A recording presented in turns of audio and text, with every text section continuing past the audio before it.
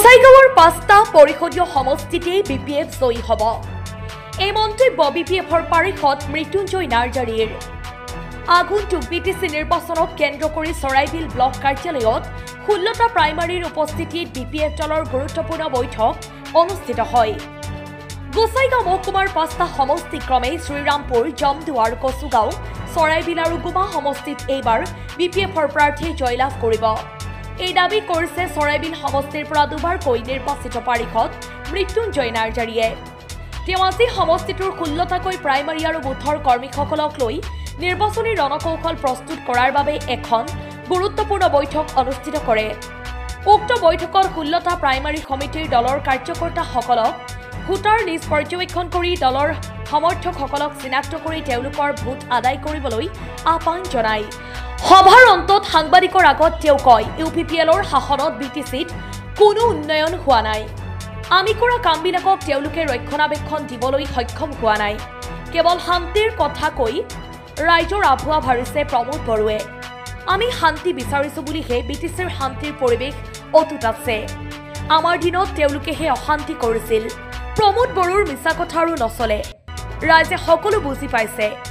এইবাৰ পুনৰ হাগ্ৰামা মহিলাৰীক বিটিচিৰ ক্ষমতাত বহুৱাবলৈ ৰাইজে সিদ্ধান্ত লৈছে। আগন্তুক নিৰ্বাচনত হাগ্ৰামাৰ নেতৃত্বত বিপিএফ দলে একক সংখ্যাগৰিষ্ঠতাৰে চৰকাৰ গঠন কৰিব বুলি নাৰ্জাৰীয়ে দৃঢ়তাৰে দাবী কৰে। News desk report, BN live first.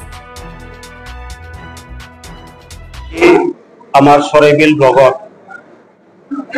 ১৬টা primary লৈ আগন্তুক ২০২৫ ছেপ্টেম্বৰত যিটো বিটিচি হ'বলগীয়া আছে বা হ'ব গৈ আছো, এই বিটিচি ইলেকশ্যনটো পাৰ কৰিবৰ কাৰণে বা জিকাবৰ কাৰণে আমি বিপিএফ হিচাপে আজি গুৰুত্বপূৰ্ণ মিটিং হৈছে। ইয়াৰ চব ১৬টা প্ৰাইমাৰী প্ৰেচিডেণ্ট, ছেক্ৰেটাৰী, ইউ চব সন্মানীসকলে আহিছে আৰু ডিচিশ্যন লোৱা হৈছে আমাৰ ১ আগষ্টৰ পৰা আমাৰ যিটো নিৰ্বাচনৰ যিটো কাৰ্যকলাপ এইটো কাম কৰিবৰ কাৰণে আমি সাজু হৈছোঁ। চৰাইবিল নহয় অকল, আমাৰ ইয়াত ৫টা সমষ্টি আছে। ৫টা সমষ্টি বিপিএফ আজিৰ দিনত ৫টাও জিকিব, এইটো 100%। ইয়াত চৰাইবিল কথা নহয়, ৫টা সমষ্টি আছে, ৫টাও আমি জিকি যাম। সেইবিলাক ক্ষমতা আছে নেকি? তেওঁলোকে ৰঞ্জুৰা কোন? সি MP হে। আমাৰ বিটিচি সমস্যা কি জানে?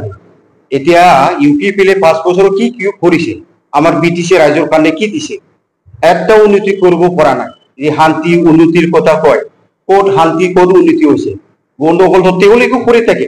এই ৫ মাহ আগত এই গোসাইগাঁও বাজাৰত কি কৰিলে তেওঁলোকে? এজন চব্জি দোকানত চব্জি কৰি খোৱা মানুহে তাতেই মানে গুণ্ডাগিৰি ইউপিপিএলৰ মানুহ হৈ কিমান হুলস্থুল কৰিলে মাৰি। এইটোতো অৱস্থা বেয়া আছে এতিয়ালৈকে। তাৰ বিনিময়ে তেওঁলোকেতো একো কৰা নাই।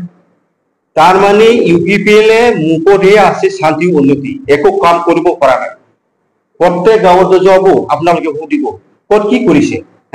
সেইকাৰণে আজিৰ দিনত ৰাইজে ইমান কিবা নহয় সচেতন হৈছে।